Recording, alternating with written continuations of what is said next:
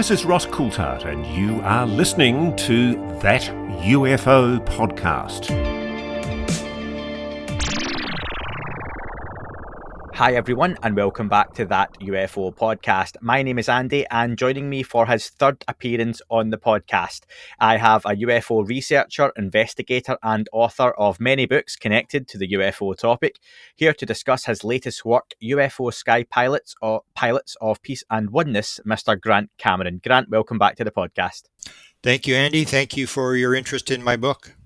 Yeah, it's been excellent, and the copy of the book, if you're watching on YouTube, is just here. Links to buy the book will be in the description as well. I've been posting about it online, but if you want to hear more about Grant's background and history in the UFO topic, you can dive into some interviews that we've done in the past in the archives of the podcast. For this one, we're going to dive straight into the book, and for this book, Grant, you've chosen a niche within a niche. The UFO subject is niche within itself, but this is about the idea that human beings have flown flying saucers. What took you in that direction for this particular book? Yeah, it was like everything else in my UFO career that it happened to me. I didn't intend to have it. I'd never heard of such a thing in my life.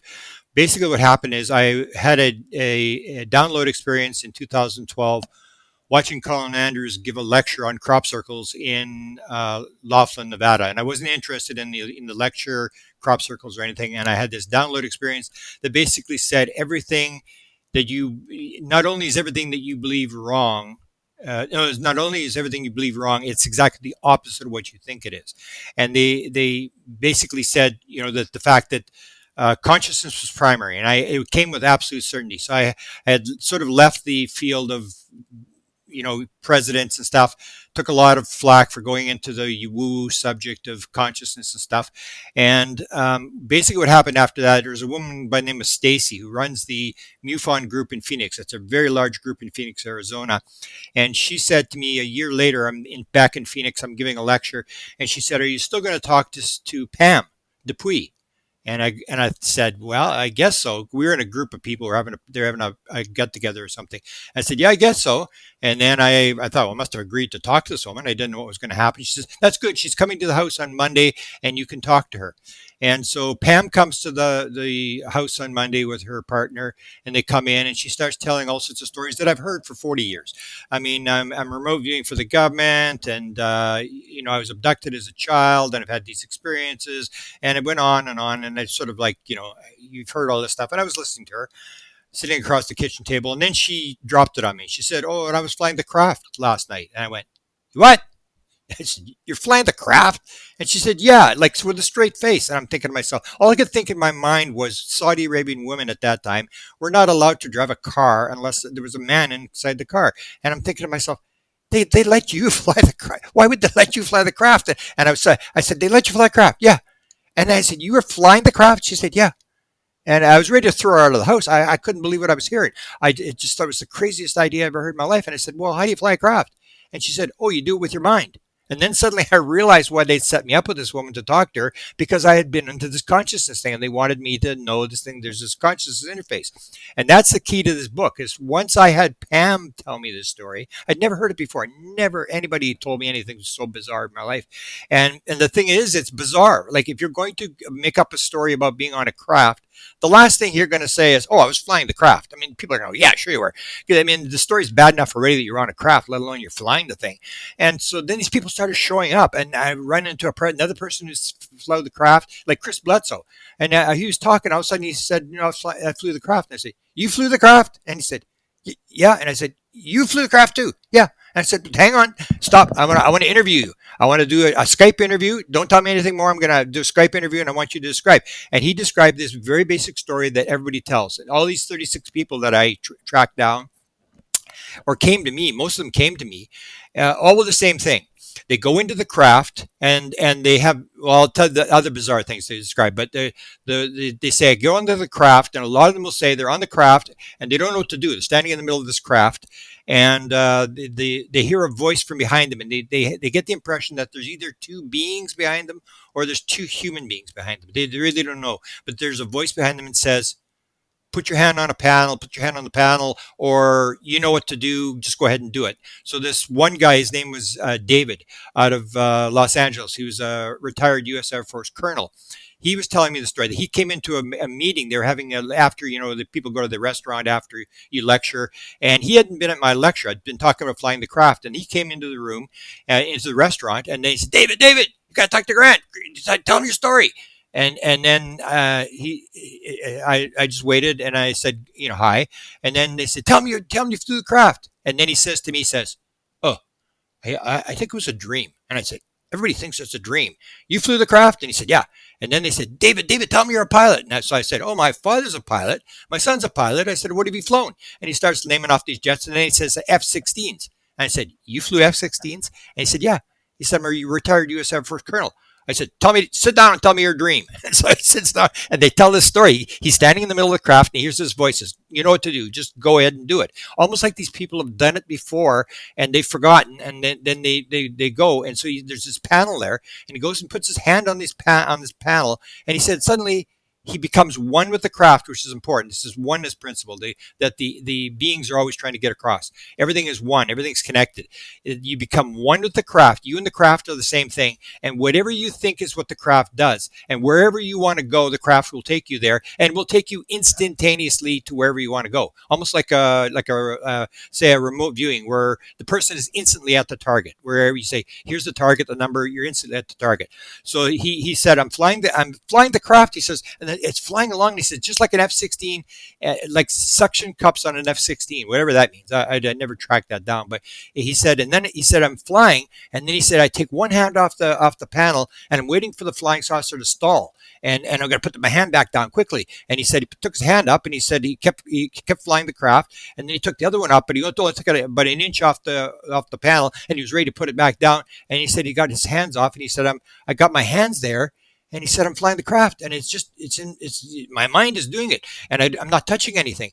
And then the people will describe that they can go wherever they want, and that the beings will say to them this important thing, like the story of Ron Johnson, who's an experiencer who's actually publishing his book of 50 years of experiences. When he flew it, he was sitting in this.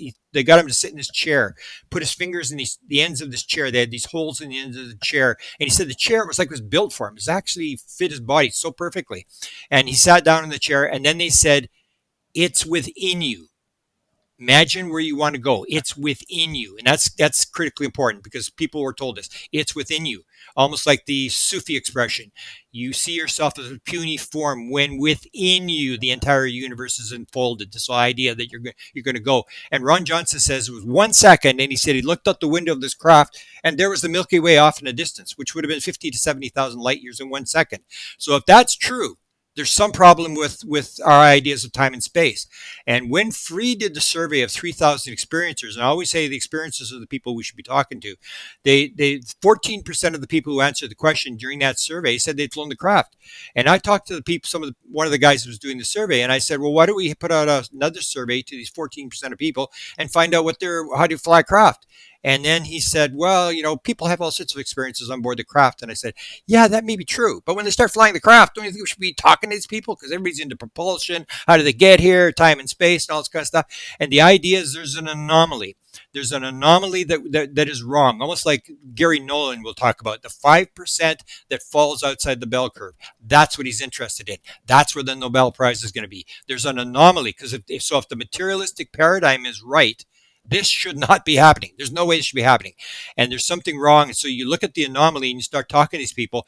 And what you get is this idea that this idea of oneness, the interacting with the craft. And then you get these, you start to explain some of the things that experiencers will talk about when they say, I knew that night I was going to be abducted, or I knew the craft was around. People will say, I know it's here, and then it'll appear.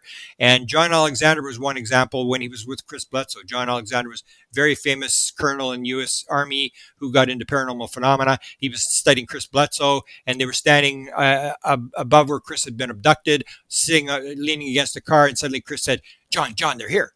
And John looks around and he says, well, how do you know they're here? I just know. I know they're here, John. I know they're here. And all of a sudden, this thing appears above John, and he goes flying off into the distance. And John said it was one of the most amazing things he'd ever seen in his life. And it was this connection. That it's a vibration thing, which is my conclusion, that it would appear that everything is sort of vibrating. So they can come in, and if you've touched the craft, if you've been one with the craft, then you've vibrated with the craft. So when the craft is in the area, you can feel that vibration. And they come in, they lower their vibration, it materializes, and then it dematerializes. And it's this idea of consciousness, that consciousness creates matter.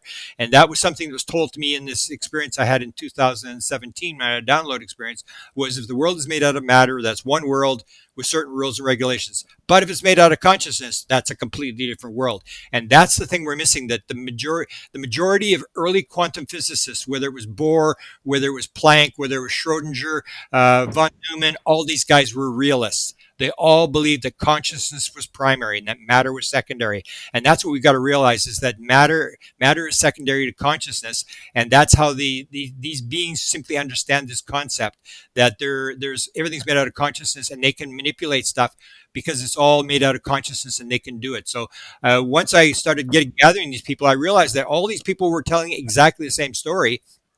And I decided that I had to put this in a book, and now it's sort of useless. So if now somebody comes up and says, "Oh, they flew the craft," it really doesn't mean anything because my book is out. So now people know this is there. But I can guarantee you, nobody was talking about this before. The same as before 2012 in the UFO community, nobody was talking about consciousness. It's almost like these ideas are sort of fed to us. The consciousness rises, and then everybody starts talking about it, and that's how the thing is going to unravel. The disclosure. It's piece by piece. They're putting in these pieces of the story to us and giving them to us, because I don't think it was an accident that I suddenly got 36 people all coming to me and telling me this bizarre story about flying the craft, and this bizarre, and some of these other bizarre things that I've described in the book, is this idea that a lot of experiencers will say, when I went into the craft, I suddenly realized it's like the size of a football stadium inside the craft. And then they look outside the craft and it's like 30 feet. And they look inside and it's the size of a football stadium. And that the beings tell them we can make the craft as big as we want. And Pam Dupuis, the first woman that I interviewed that told me this original story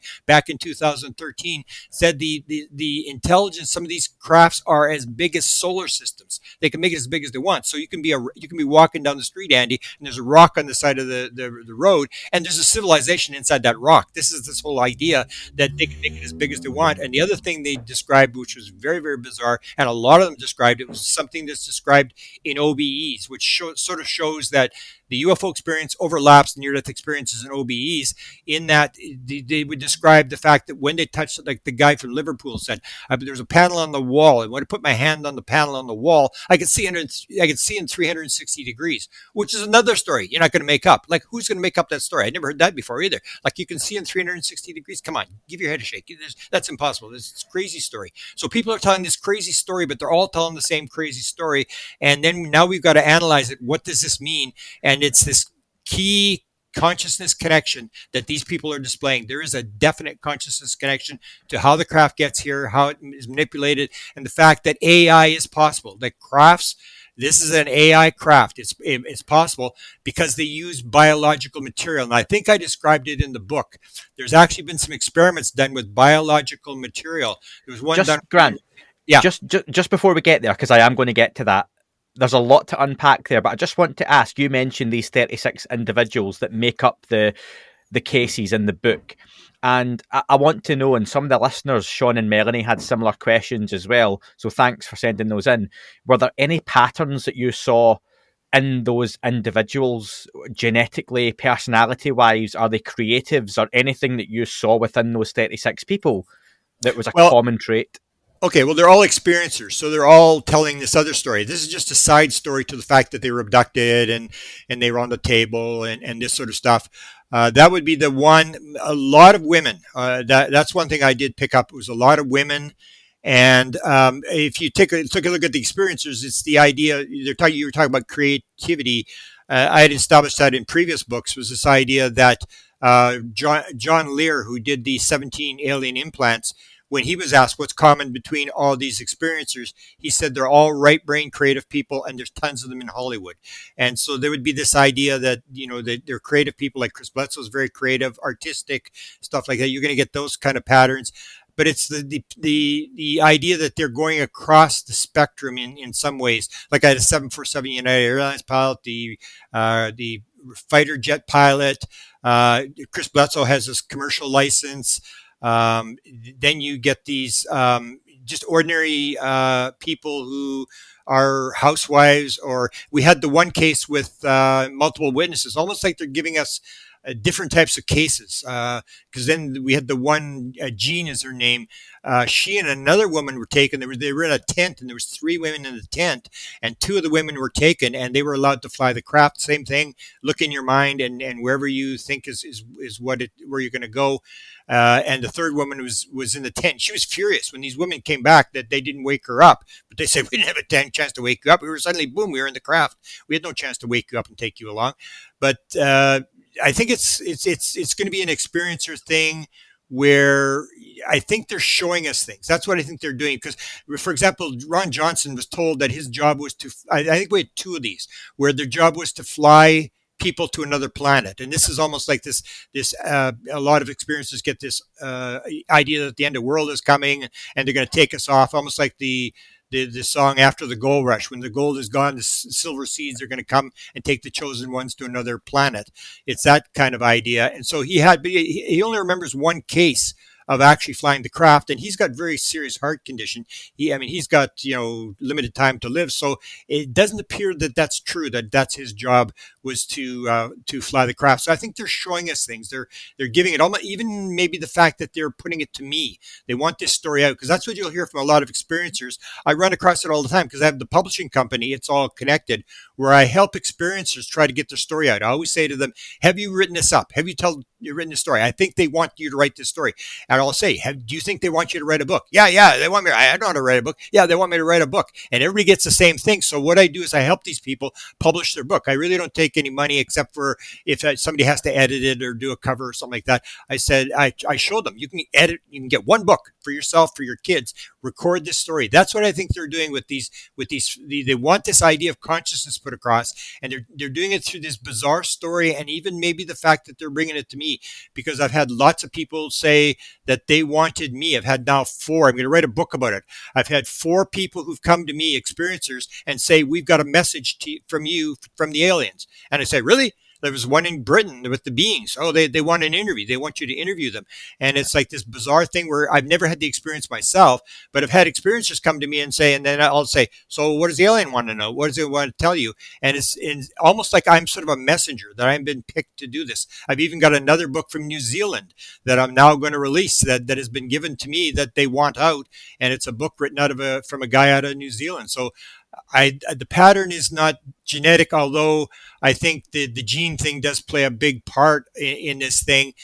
But I think it's a bigger part than people understand, because I'm actually trying to run an experiment, whether the consciousness of a person, the DNA of a person channeling will change. I believe it will. If a person is trans-channeling, I believe the conscious DNA will change. It'll be different. So DNA does play a big part. I think that's where the information is stored, that's moved in this present lifetime, and then it's moved to another life, and this sort of thing. So, but no pattern in terms of they're all this or they're all that. I was surprised how many women there were, just ordinary women who had this experience, which is the whole idea of the original woman. Is like, you're like a 75-year-old lady. Why would they let you fly the craft? Come on, this is crazy stuff.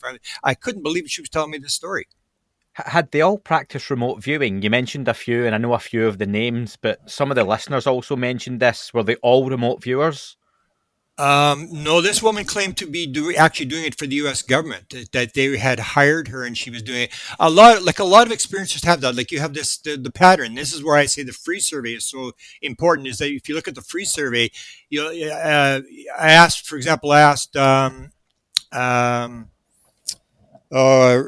person who does regressions out of Los Angeles. Sorry, I'm forgetting her name.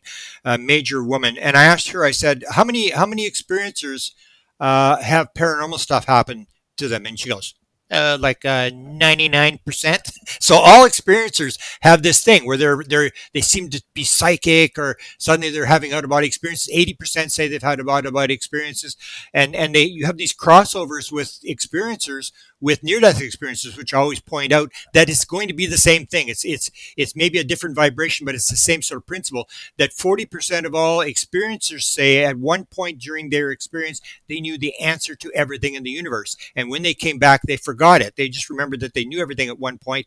And 31% of all near-death experiencers will say at one point during their experience they knew the answer to everything in the universe. And that's critically important because it shows the crossover, and it also shows the fact that everything is in the field. So if you can get into the field by whatever method you're using, all the answers are there. And that's the whole idea. I wrote a book called Inspired, the Paranormal World of Creativity, where I look at musicians and artists and UFO experiencers and people doing psychedelics. And it's this whole idea of where do creations come from? Where did Nobel Prizes? And you see a lot of Nobel Prizes come from this sort of download experience that I had. So it's so important, this consciousness thing, to confirm this fact that this consciousness thing is being used, because people still always want to go with the materialistic thing. Oh, we're going to get these, we're going to get a ship and we're going to take a piece of metal and we're going to back engineer it. And it's like, no, you're not going to do any of that kind of stuff. Or if you take the Wilson leak, I don't know if you've done any shows on the Wilson leak document. At the very end of the Wilson leak document, what stood out to me, because I didn't read the document, I read the first page, I read the last page, or the second last page or whatever, because someone pointed it out to me. I read it and it says, Admiral Wilson was told, we have a craft and we think it'll fly. As soon as I heard that, I said, oh, so the story's true. The rumor was they've got a craft and they can't turn it on, because it's like your cell phone. It needs your fingerprint. It needs your face print. It needs something. And what you need here is you need a consciousness interface. You need consciousness to touch the craft, to become with the craft, and you need the right person. Because Melinda Leslie tells a story about the MILABs, where the MILAB people are taken, and she said they are given pieces of equipment, and they give them the piece of equipment, and suddenly the equipment starts to operate, and they go, oh, we got another one. And that's what they do, is the experiencer can make the UFO equipment that they've got, the recovered hardware, work, but nobody else can. So if you're not an experiencer, you can't work it. Or there's the story that Chris Bledsoe's son tells on his podcast, where Tim Taylor, the guy from NASA, the big shot from NASA, who's on the inside, comes and he puts a piece of metal in Ryan's hand. He says, what do you feel? Ryan says, nothing. He puts a second piece of metal in his hand and he feels this shock go up his arm. He said, that's good. And then he goes and he does Chris Bledsoe Jr. and he does all the kids. He does the wife. He does and then he does the girlfriends. Chris Bledsoe's Jr.'s girlfriend. Nothing happens to her. And then he does Chris Bledsoe himself, and he basically goes in like almost into shock. He gets very, very affected, and he starts to have this sort of a download and channeling. And what Tim Taylor told Ryan is, he said, the fact that you got the shock proves that you've been face to face with an entity. And so they know some of this stuff, and they know so that's the idea, would be the idea behind MILABs, is they're grabbing these people and they're trying to find who's an experiencer, who's not, what are they being told, but the experiencers can. So when I saw at the end of the Wilson leak document where they say we've got a craft and we think it'll fly, means they got a craft and they can't fly it. It's completely intact. It's been given to them and they can't turn it on. Let me ask, Grant, and I think a lot of people, especially those who are maybe a little bit more skeptical, would want to know, why is any of these individuals being chosen to fly a craft, and what is the purpose of that? Personally, I can't believe it's because they want them to go and write a book about it or make a documentary or anything like that. There must be a greater purpose to give someone that incredible exposure and experience. And then if it was to get a message out of there, why not pick, a major celebrity, someone high up in the military, a major politician, and not to say they don't, give them that opportunity and put that message out in a big way? Is there something maybe in between? Well, they do put it out to major. Like I wrote the book Tuned In, the Paranormal World of Music, where I look at how many musicians are experiencers. It's unbelievable how many of them are experiencers, and how many of them sang the song after the gold rush. So they do go to these people, but we have the idea, and I brought this up. They have the idea that they want this sort of out. They want the end, and that's not what they want. They want this gradual exposure. They're giving it piece by piece and moving us along a trail where we're following the trail. Because if they wanted to land on the White House lawn, they could do it anytime they wanted. And the idea is not for us to get to the end of the thing; it's for us to learn. And so I think they're doing this gradual thing. I call it the theory of wow, where I point out where you have the Nimitz thing. So you have to say, okay, they're at the Nimitz and this UFO is up at 80,000 feet and it drops down to sea level in 7/8 of a second. So what is that UFO doing? It's showing off. It's just going, oh, but tell this story. Or like when people will have UFO experiences, I say, well, how long was it there? And they go, I don't know, 2 seconds, 3 seconds. I said, what was it doing? It wasn't doing anything. Do you think it wanted to see you? I asked the question. They go, yeah, I think so. Or I ask people, do you think you have a mission experiencing? Do you think you have a mission? Yeah, I think so, but I really don't know what it is. Or they'll say, yeah, I got a mission and I know what it is. And so I see it as they're doing this thing where they're just doing crazy things to get our attention, to gradually move it out, because the world of UFOs is completely different now than it was in 1975. There was no talk about consciousness. There was no talk about channeling. There was no talk about any of this kind of stuff. We've moved a long way from 1975, and they're just moving us along this, because some of the people on that were in the book will describe the fact that when they were children, they were being trained, and they were sitting in a circle, and they were sitting in a circle. They could see the being from, say, the waist down. They couldn't see from the waist up, and that they were being trained to levitate balls, and they had these 3 different color balls, and the one was very hard to levitate, the one was sort of not, it was pretty hard, and then the other one was very easy, and these kids were levitating these balls. So they're training these kids as they grow up, and then they do this other stuff, but they a lot of the stuff is not exposed. For example, people don't remember all their experience. They only remember part of their experience. So if the aliens wanted you to not remember the experience, they could block the experience. There's people think, oh, this leaking out. No. If they have control to come here from a star system, they can control a person's, but they're allowing people to remember certain little bits and pieces where the person's trying to put it together. And that's what they want you to do, because when you figure it out, then it doesn't leave your head. But if someone else comes and tells you, oh, I had this experience, then you go, yeah, it doesn't really mean anything. If it happens to you, it's a different thing. So that's what I think they're doing. They're doing this gradual disclosure, same as I think the government's doing gradual disclosure. I don't care what Chris Mellon says. Oh, no, there's no gradual disclosure. Absolute nonsense. I talked to producers who were given jobs to do documentaries for the government. Absolutely not true. They are dropping the story, and they're doing it gradually, instead of dropping it all in one piece, because I say that this thing is going to be 1,000 times more complex than people think it is. When you start getting inside the thing about, if it's inside your head, if there's no time and space, then how big is the universe? This kind of stuff, the people are not going to be able to handle. And the other thing they're not going to be able to handle, people say, oh, we want to know the truth. We just want to know what's going on. And I say, do you seriously think in the United States of America that they are going to allow grays, reptilians, and mantids to walk down the streets of the United States of America, to immigrate into the United States of America and build factories with their free energy and stuff and compete against the Americans? It ain't happening. They have problems with all sorts of races outside the United States. Now you got this America First thing. So if you're a foreigner, are you going to allow these highly advanced beings to come in and integrate? There's so many things that people haven't thought about as to why this thing has been covered up by the government, or why they're gradually releasing this thing. And I think both the government and the intelligence are doing the same thing. They're doing this gradual thing where people are telling stories, and it's advancing. Like I did orbs for a couple of years now, orb panels, and I absolutely maintain in the last couple of months, the orbs have actually changed. The photographs have actually changed, and we're getting these orbs now with actual structure inside the orb, like almost like a cell. It's very, very bizarre, and I've never seen this before. And so I've gone through almost 50 years of this, and I see the pattern keeps changing and changing. Even like 1890, 1895, 1896, they were flying around in wooden ships, and they said they were from Mars. They're changing the pattern as they go along, and people want to get to the end. Let's get to the end. What's the end story? And this thing is going to go on for a long time, because it's a gradual thing, and it's very, very advanced. It's going to be very little material aspect to this thing.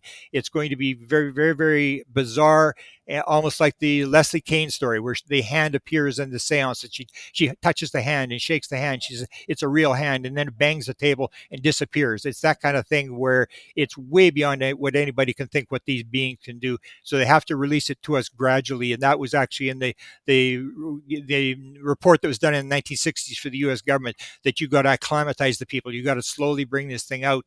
And then people will say, like, when was gay marriage accepted? And you go, I don't know. I don't really remember what happened. It's going to be that kind of thing where it just slowly happens. Like now, people won't attack you, as I've put on Facebook. People now won't attack you because you've signed a UFO, because the New York Times said UFOs are real and the government is investigating it. Now they'll attack you if you put something about orbs. Now they can attack you. So they've moved, all the skeptics have moved off UFOs and they've gone to other paranormal subjects. And that's what's happening. It's this gradual disclosure where the government will eventually say, oh, there's aliens. And everybody go, yeah, I know there's aliens. Okay, now where are they from? The people, it won't affect them at all. Same as when 2017, when they released the fact there was UFOs and there was a cover up and there were UFOs. What happened? Nothing. Nobody did anything because they went through this gradual acclimatization of getting people ready for the fact that aliens do exist. Are there one or two standout accounts from the book that if someone from a serious scientific or academic background came forward to you, Grant, and said, look, I'm willing to spend a small amount of my time looking into this, are there any cases you would point them to and recommend if they had no former background in a UFO topic but wanted to get involved, that you would say, look into this gentleman's or look into this lady's, case? Okay. Well, there's no reproducibility with this, again, because it's an experience where they give the person the experience. It's not like they can phone up the aliens and get back on the ship with their skeptical, person. But the three I would probably, Chris Bledsoe I would give, and he's being investigated by the U.S. government. They've got people on his property all the time. And I actually talked to him about that. And he said, I said, what are you guys doing on my property? He's got DIA and CIA, and he showed that I said, did you ever get asked by the government how to fly a craft? He said, oh yeah. I said, they brought a U.S. general to me and I described to a U.S. Air Force general how to fly the craft. So Chris is being investigated. The other one I would give you is Robert out of Los Angeles, although I don't think he wants to be public about it. And the retired U.S. Air Force, or the guy that flew 747s, United Airlines, he's had two experiences of this encounter out of San Francisco. And the other would be John Ramirez. So John Ramirez has now come forward from the CIA, and John Ramirez suddenly says, oh yeah, but his description of flying the craft is completely different. He's talking about, I won't get into this, it's very complex. It's much more esoteric, much more sort of woo than this stuff. It gets into, it's not even a craft when he's moving around and he goes to this planet of ice and stuff like that. So John Ramirez is a guy, he's a high level CIA guy that you can check his background or whatever and question him. So there are these people out there.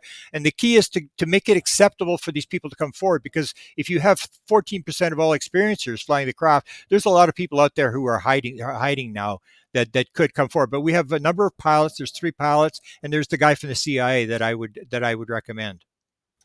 You've mentioned there that the tales aren't reproducible in a scientific way and they're merely anecdotal. How do we move on from that place? You say the experiencers are the ones that really need to be talked to, and that has to open up. Is there a way that this weight of testimony presented in a book like yours can be valued by the more skeptical community? Okay, well, the way I see scientific method working is, it's number one, it's hypotheses. Everybody has an idea. There's nothing proved. You start with an idea. Oh, I think this is going on. And then you write an experiment where you say, I'm going to do this experiment. And you actually tell the people what the result of the experiment is going to be. And then you try to get funding for it, because people say, oh, I'd like to have that. And so it starts with an idea, and then you make observations. Then you run an experiment, then you make observations, then you make a conclusion. And based on the conclusion, you make another hypothesis. You get another idea in your head. And none of that is really along the lines of proving to people, because people will always come up and say the world is flat, sun goes around the earth. People still believe this kind of stuff. The thing is that what we're doing now is we're back in 1947. So what we're saying is, we need Congress to look at this thing, and Congress is going to give money, and they're going to get monitors, and they're going to get cameras, and we're going to investigate this. And I'm going, this thing is very plastic. They can come as whatever they want. They can even the thing, what the idea of what the craft looked like. So they asked the first congressional report, what does the craft look like? And they said, classified, we can't tell you. What about the sightings? Classified, we can't tell you. So what are we doing? We're setting up another thing where we're going to investigate UFO sightings, and that's anecdotal as well. You can't reproduce that, but we're going to go through that. We've done it, and I say this is like grade 1. We're going to go through grade 1 for the 57th time. I mean, it's like, let's move on. Let's accept the fact that UFOs are real and get to another anecdotal thing, which is the craft, which gives you these ideas that people will say, oh, that's how they're getting here. And that's when you get people working on wormhole theory and stuff like that. This whole idea that these guys get these ideas and it leads to them doing an experiment which may prove some of it. But you got to get past the sightings, and you got to get you got to get to this idea where people are saying 360-degree vision, and they're all telling it. And this, well, is this possible? And it inspires people who can do the experiments. But until we talk to these people and realize that there are piles of people telling these very, very bizarre things, and they're very, very common, we're going to be sort of thrown off. We still believe there's time and space. We still believe that it's nuts and bolts. And if we can get a piece of craft, even the pieces of craft, I say to people, like, come on, we're going to investigate this stuff. This stuff is dropping. They're dropping it on purpose.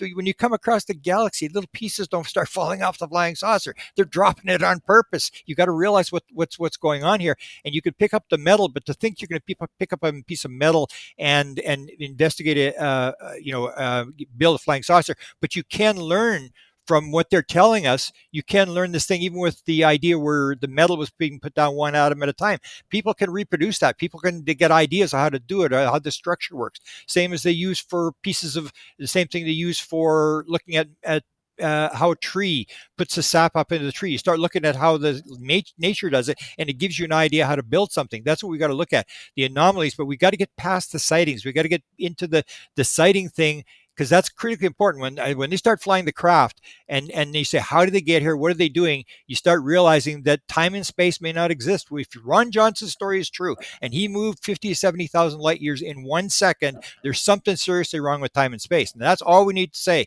You don't need to do an experiment. You just got to say, hey, something may be wrong here. And it's not until you deal with the anomaly, as long as you keep shuffling the same pieces around, it's never going to work. There's a piece that's missing. We got to stick in these pieces, and that's the anomalies. And that's why these people are so important, their stories, that they have to be gathered and they have to be analyzed, because they're telling extremely important things. Half the people are healed. Half the people claim they can heal. You start seeing these patterns over thousands of people, and you realize, like, whoa, man, there may be some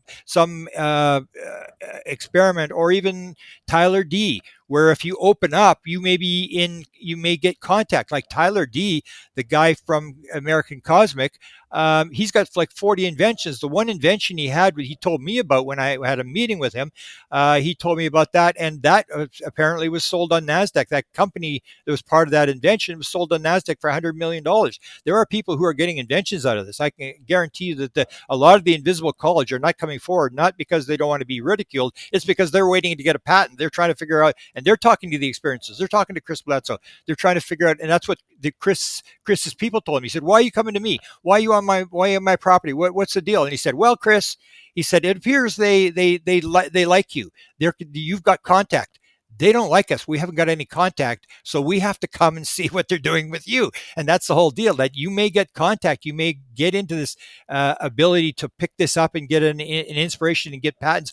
Tyler D's got 40 patents, and he said they're all coming. He tells exactly how he does it. Or Gary Nolan says, "I don't know how the system works, but I know how to make it work." And he has this thing where he puts the question. He thinks out all the scenarios, and he puts the question beside the bed at night, and he wakes up in the morning, and that morning or the next day or two, the idea comes and solves the problem in his head. So this is kind of stuff that we can work on, but it's not until you start believing it and you start listening to these people. As long as we say, oh, it's anecdotal, we don't need to listen to this stuff, we throw all this stuff in the garbage. And there's a lot of stuff here that will give people ideas on what we may have wrong, what anomaly, because something's wrong. Otherwise, this would not be happening. If the material world was as people describe, this would not be happening.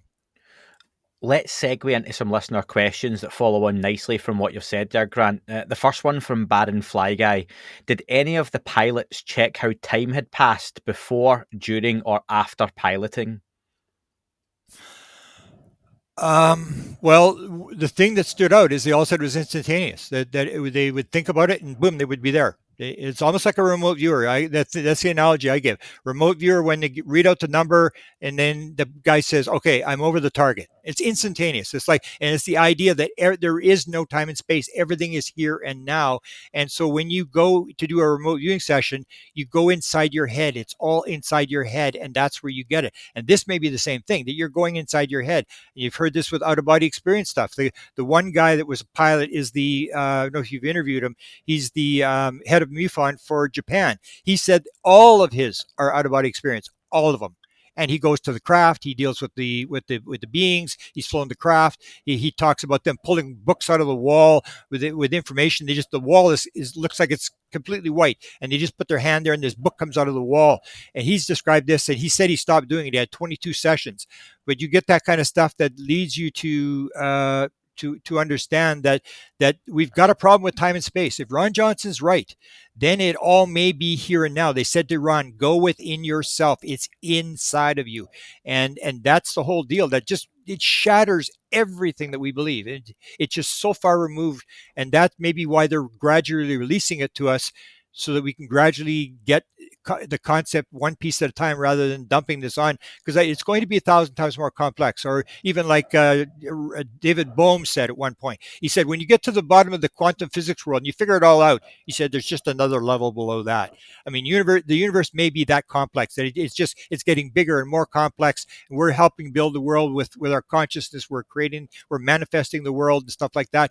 That kind of stuff, I don't think people can absolutely believe that you manifest everything around you. There is no other rule. That appears to be the rule, but people say, oh, come on. So we're so far removed, our belief system. And it's not until our belief system changes and we're able to be open to that we can start to explore and do experiments and stuff like that. As long as we're throwing all the data in the garbage, we're going to just shuffle this pieces around and do some more investigation, get some more UFO sightings, how many green ones, how many red ones, how many fast ones, how many slow ones. And the craft can appear as whatever it wants. It can morph. Everybody knows that. Apparently, I had a friend who was at a meeting. He was shown a classified film, and this was at the Monroe Institute. A bunch of people, you probably heard the story. He was there. He was showed a classified film from the U.S. government that showed a craft morphing.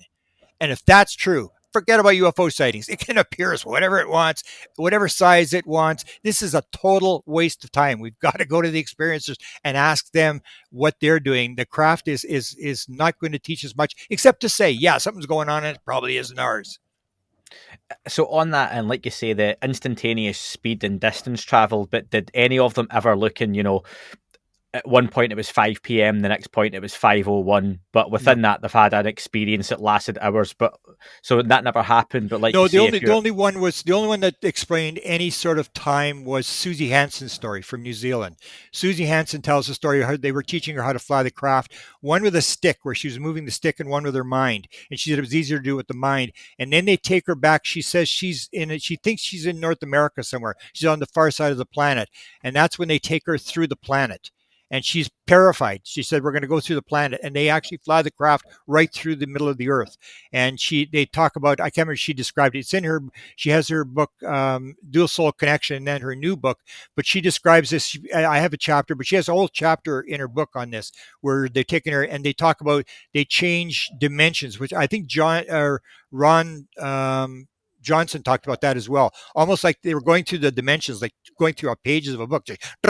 They're going through the dimensions. She describes the same thing, that they could go through the earth because they could, I don't want to quote her, but it's like sort of, they could change the dimension and go through the earth. They're not really at the same vibration as the earth, but she describes this time period going through the earth. Other than that, no, I don't remember anybody. And a lot of people just had the craft, like the guy from Liverpool. All he did, they were just levitating at 50 feet or 500 feet off the ground, and then bringing it back down to the ground. They weren't really flying anywhere. They were just sort of this experimental thing where there's a whole group of people in there, and he said, "Can I have my turn?" And they said, "Yeah." And then he took his turn. So a lot of them really don't really go like. There's only a couple of them that went to the far side of the universe and stuff. Or John Ramirez talks about this ice planet that he goes to, and I'm not sure whether there's time. Most of them, I don't think there's time, and they'll point out the fact that there is no time and space. And that's what falls apart when you start looking at these stories, is there may be no time and space. It may be all one point. It's all here. It's all now. Everything's like a deck of cards, and there's only here and now. And that's a very hard concept for people to understand unless you get accustomed to the material and read it. And the more you see it, the more you see that material. No, I don't. There was only Susie Hansen described a little bit of that time going through the earth, but other than that, no, the time and space. Well, you see that in the free survey, that people will say time and space basically disappeared. The same as it sort of disappears in an out-of-body experience or near-death experience or as psychedelics. The same thing, that once you get into the field, you get out of the time, the physical dimension or vibration or whatever, time and space seemed to disappear. Or Chris Bledsoe described when he had his initial experience in 2007, he said it appeared like he thought it was 3 days. He said when the experience happened, it appeared like it was 3 months that he was with them. 3 months, and it was only 3 days. So it's the same sort of time dilation weird thing where you get the guy on DMT, and he on the if you've seen the documentary, and he said, how long was I gone? And they said 10 minutes, and he said 1,000 years in 10 minutes, that he thought he'd been there for. One guy 2,500 years. He planted a forest on a hill, and he remembered every minute of 2,500 years. He was only gone 10 minutes. So that's the thing, is when you get into this field, time and space disappear, because time and space are attributes of the physical universe. And when you get into this field, you are no longer in this vibrating physical universe. Next up from Lycia, apologies for getting your name incorrect in one of those at least. She wants to know, how often do you hear of these UFO Sky Pilots having discussions with beings in the craft during the experiences, and are many questions asked? Well, they're all experiencers, so they have a lot of questions. Yeah, so they have a lot of encounters. But when they're flying the craft, is only one of their many experiences. So it's not this is the only experience they have.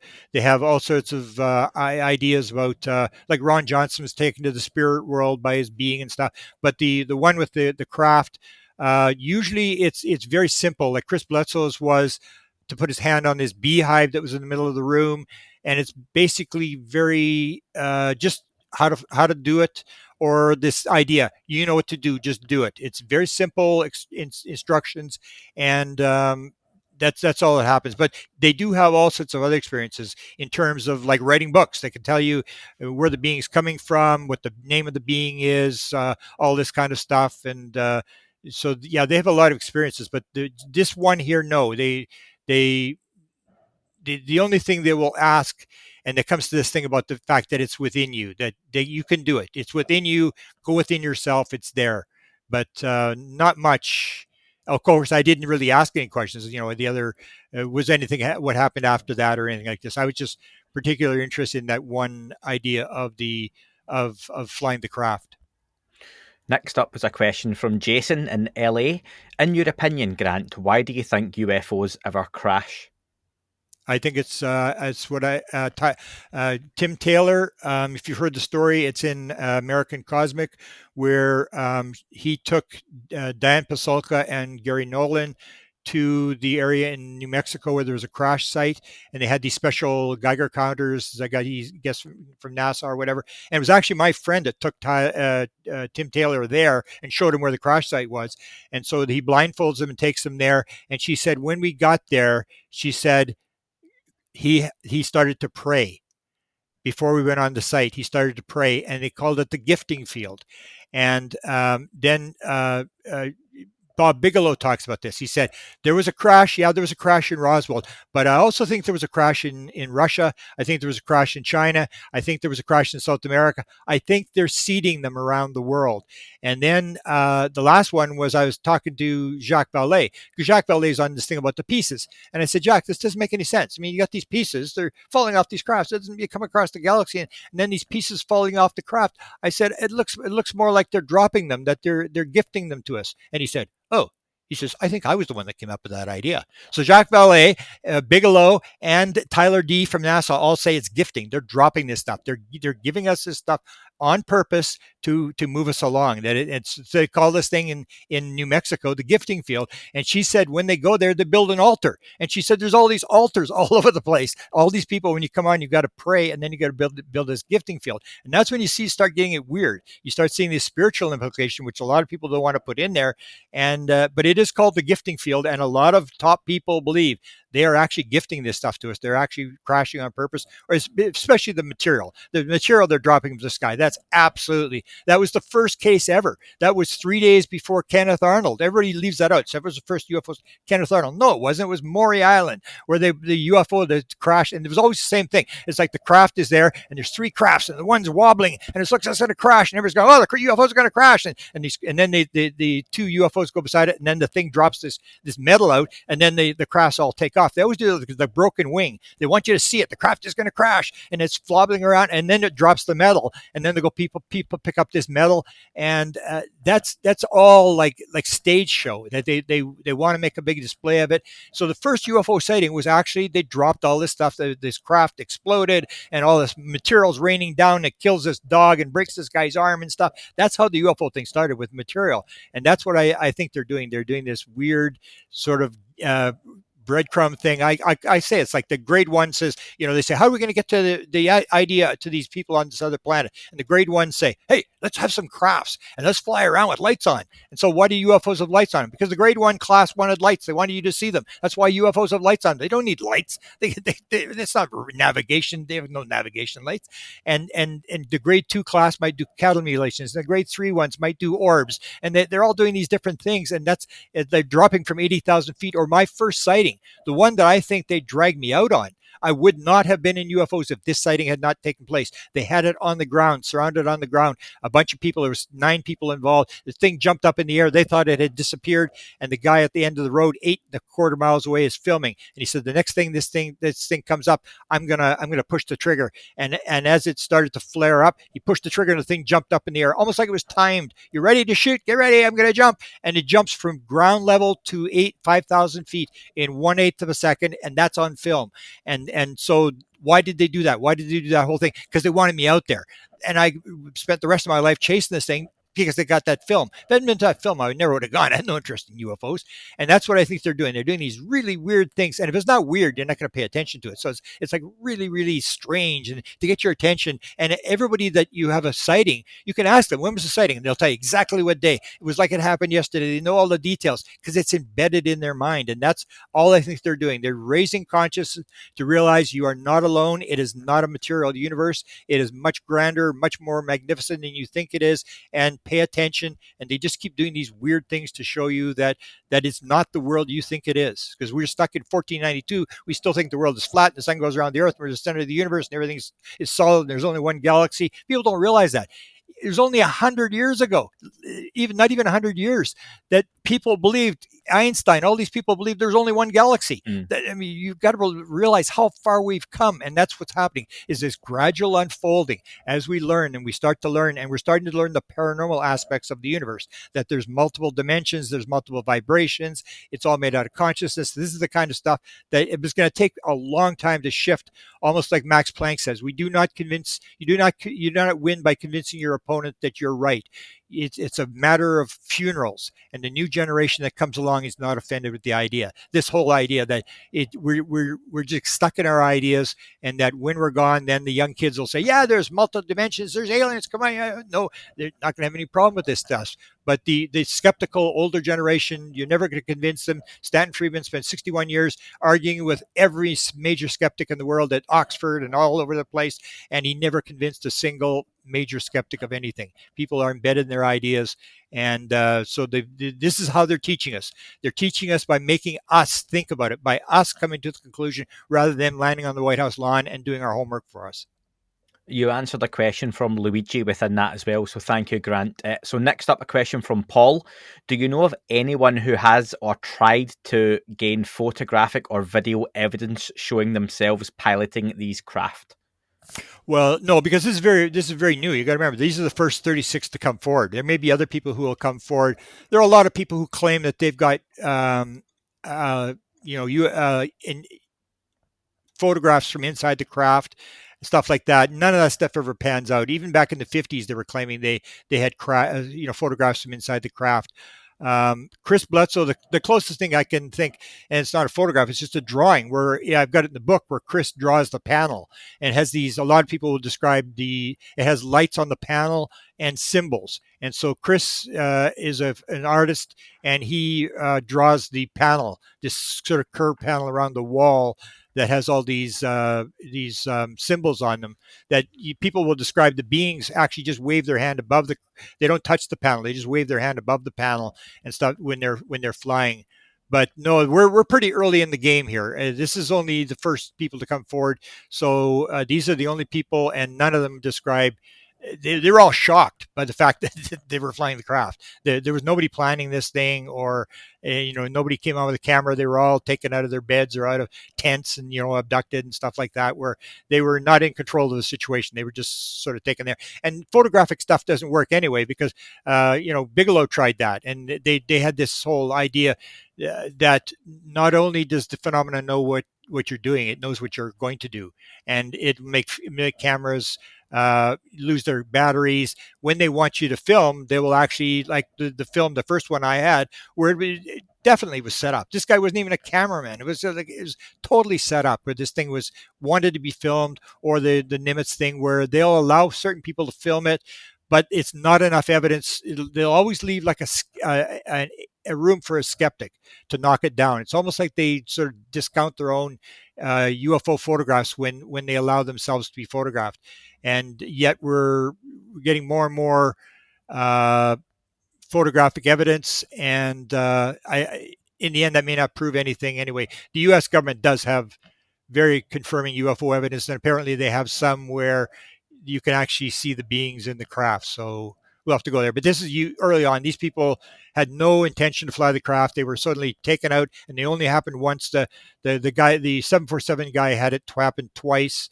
Other than that, this is an off the beat thing where they were there and they were flying the craft, and they were just shocked by this thing. So they weren't prepared and didn't have their cameras. Question from Newman: is Grant aware whether the US military has been trying to instrumentalize the rumoured side effect of prescience or increased situational awareness, or foresight of future events, which subjects are rumoured to experience after having piloted UAPs? Oh, government's been in that forever. That was, I believe, why I mentioned when I had my download in 2012, one of the things that was shown to me was the top secret Canadian government document, 1950 November, that said, the Americans told us that other things might be associated with the flying saucers, such as mental phenomena. And they aren't doing very well, because they said if the Canadians are working on this problem, they're willing to exchange credentials and talk to us. So in 1950, the Americans knew that mental phenomena was involved with UFOs. How would they know that? Adamski didn't appear till 2 years later, and then he started talking about telepathic contact. How did they know? And maybe because they had a live alien in Roswell, and they realized this thing was alive and it was talking in their heads. So the government has been working. That's why I say they worked on MK Ultra. They didn't work on MK Ultra, maybe a little bit for mind control over enemy people when you capture them and stuff like that. But they were trying to figure out consciousness. They realized that consciousness was this key thing that they had to figure out. And that's why they were doing all these bizarre experiments. So yeah, the government is trying to do this, and they've actually worked. One of the tapes I have actually released was the tape with Kit Green, and I'm about to release another video by this woman. Her name is Kay Randall May. Kit Green from the CIA, who was the control officer for the remote viewing program, said that this woman, when it comes to medical stuff, is 95 to 100% accurate. She did a reading for me in April of this year. It's about to be released within the next couple of days. I'm going to explain in the first audio podcast what happened, and then it'll be on YouTube, and then I'm going to actually play the actual video of her doing this reading. Now, she has been used. She's also a scientific intuitive. So she was used by Kit Green. If you've heard this experiment, Kit Green is doing this experiment with Nolan, with experiencers, and they're doing the MRI and the DNA and all this sort of stuff. And they're trying to see if DNA is being programmed or changed, or this thing in the brain that's the psychic thing. They're doing all this sort of stuff. And they were using her. They hired her. They're using her. And I got one of the readings that she did for Kate Green. And she's talking about, they're saying, who are we dealing with? And she said, there's a portal off the coast of California, and we're in this fourth dimensional being, or whatever it was she's talking about. And she's talking about all this stuff. And Kit Green's going, hang on, let me write that down. It's like taking it deadly serious. So yeah, the government is absolutely, if somebody is claiming that there was one guy that saw 9/11, and I had 6 people, experiencers who saw 9/11 before it happened. There was a lot of people. There's actually a book written on it. People who saw 9/11 before it happened, because it was this, I guess, traumatic vibration in the frequency, and people were picking it up. And so this guy was picked up by NSA, and I think he's actually from England, and they brought him in because he saw the 9/11 thing. So yeah, they're always working on this kind of stuff. Anything is fair game for the CIA, not so much for the CIA, but whoever's doing this, the military intelligence. That's why they went to Skinwalker Ranch. They did not go to Skinwalker Ranch, I maintain, for UFOs, because there really was no UFOs there. What there was apport material, things appearing and disappearing and moving and putting bulls inside trailers. And that's my next book coming out, is Apports and Manifestations. But that's why they went there. They wanted to see all this stuff. How do you get 4 bulls inside a locked trailer? And they were trying to figure out how do they talk in their heads? Because when you see this whole thing where these 3 guys have the hitchhiker effect, where they take this thing home and they're terrified and they won't go back. These are special forces guys. They were hunting the Skinwalker, and suddenly the thing turned around and was hunting them. And inside their head, they heard a voice that said, "Leave. You are not welcome." And they were terrified. And they went, and these orbs started to follow them home and stuff like that. That's the kind of stuff that's why they went there. They wanted to see, how does this work? Can we do this? Man, if we could get inside Putin's head, and if we could make things appear and disappear, and they actually, is a 74 document from the Defense Intelligence Agency. If we can actually do this apport thing where somebody can make something appear and disappear, we can actually go and steal another country's documents, top secret documents, bring them back, photograph them, and then make them reappear, and nobody will even know they were gone. That's in a 1974 DIA document. They were dead. Anything, remote viewing, the future, all this kind of stuff. Absolutely, because it's intelligence stuff that puts you ahead of your enemy. And the Chinese are working on it, and the Russians are working on it, everybody's working on it. They realize this component, and that may be part of the reason that they're not releasing this stuff, is because there is this psychic consciousness component that they have not figured out. They cannot turn the craft on, and they are not going to release it. That's what Eric Walker told us in 1990. He was a main guy. Kit Green went to see this guy. He got a clearance to go see this guy. We were dealing with this guy, and he said to us, "Tell me why you want to know. You're just curious. Admit it. All you want to do, you're curious. You just want to know. Why should we change the rules to satisfy your curiosity?" And then he said, when you figure it out, what are you going to do with it? And this is the thing. Behind the scenes, they're working on it. They don't care. They've got rules that this is classified. They're going to figure this thing out, and they don't care if you and I and everybody in the world is interested in what's going on. They're building weapons. They're trying to figure this thing out. For the Russians, they see this as top secret security material, and they'll be damned if they're going to tell anybody what's going on. And that's what's going on, I think, in the background. It's this consciousness thing. It's not the fact that UFOs exist. It's this technology. Because if you heard what Eric Davis said, that in 1989, they put it on the shelf. They could not figure it out. They put it on the shelf, and every 7 or 8 years, they take it off the shelf, look at it, and say, "Oh, we still can't figure it out." Put it back on the shelf. And Kit Green has said that publicly, that this is the core story. We are being visited by something. We have crash material, and we are having a difficult time back engineering it, and having a difficult time because it has this consciousness thing. It's not a simple motor where you just rebuild it like a MiG jet or something like that. It has this consciousness thing, and you need the person to make it work. I'd just like to thank everyone who sent in listener questions, and to those whose questions I didn't get to. Grant, just before you go, I'd love to get your thoughts finally on the unclassified UFO report that was due to be released to Congress by the 31st of October, which still hasn't been submitted as of the 18th of November as we record this.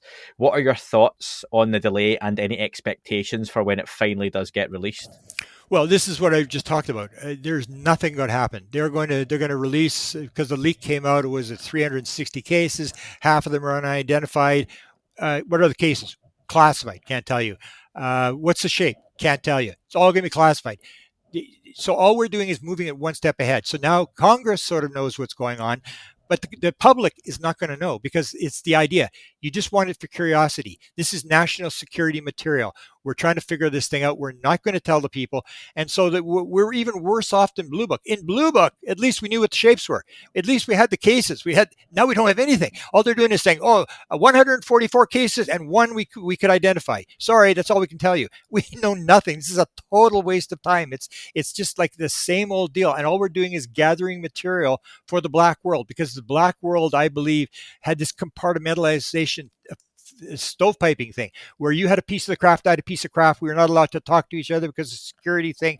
We need some help. So they're getting this information and money from the white world to get more material because they're stuck. They can't figure it out. And so they're going to grab this, and it's all going to get sucked into this black hole, and the public is not going to know anything unless it's forced out. And I can't see they're going to force it out because they're just going to keep saying this is classified. If the shape of the UFO is classified, what else are they going to release? Nothing, absolutely nothing. They're not going to tell you how it flies or, piloting it or remote viewing or any of that kind of stuff. That is stuff that is highly military applications that they would like to learn. So no, I don't think anything's going to happen. Even the stalling, it's like a game of chicken. It's like force us out. And now we have basically a stalled Congress. We have the House run by the Republicans, and all they're going to do is all these investigations on Biden and all these other things they're looking at. They're not going to make a single piece of legislation. We're in a lame duck until January the 21st, and then we're in lame duck because the House is going to be fighting with the Senate, and nothing's going to get done except that it's done through executive order by Biden. So for the next 2 years, we're stalled. You can't get anything through the House because it's these people fighting. So we've gone past the point. If it had been released before the election, then it may have made something, but now it's a stalled thing. Everybody's getting ready to leave. Everybody's clearing out their desks. That's the last thing they're worried about is this report. Well, one thing that has been released and does not disappoint, Grant, is your book, UFO Sky Pilots, Pilots of Peace and Oneness. And anyone can pick up a copy on Amazon or through other book distributors where it may be available. I'll put all those links in the description of the show and they can pick that up.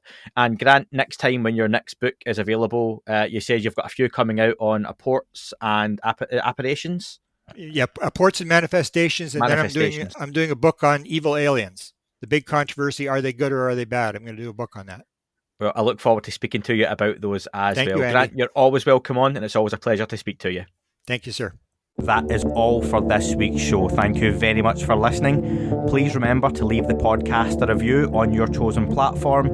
You can like, retweet and subscribe. That would all be very much appreciated. The shows are being uploaded onto YouTube as we speak more and more. You can sign up at patreon.com/That UFO podcast to access the shows ad-free as well. Please get in touch on Twitter, Facebook, Instagram, That UFO podcast. Of course, on Twitter, it's at UFO UAPAM. And again, folks, as always, keep looking up. You never know what you might see.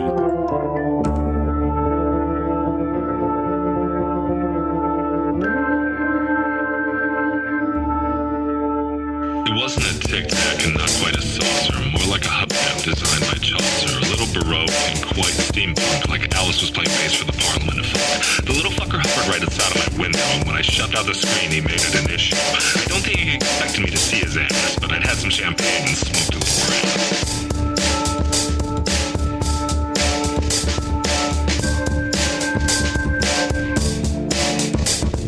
Meditative game of state full on meta. I can't imagine how it could have been any better. I got to the top of the stairs and there he was. Like, you awake? I was about to abduct you, cuz.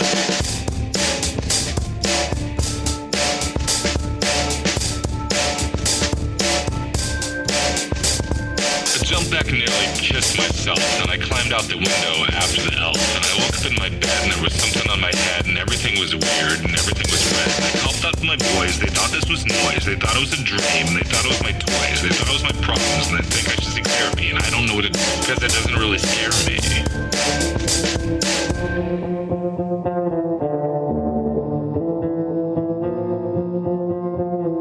If you really want to know who I think may be, I think it's you and me and us and we and him and her and that and she and that thing over there and what's that, Jake?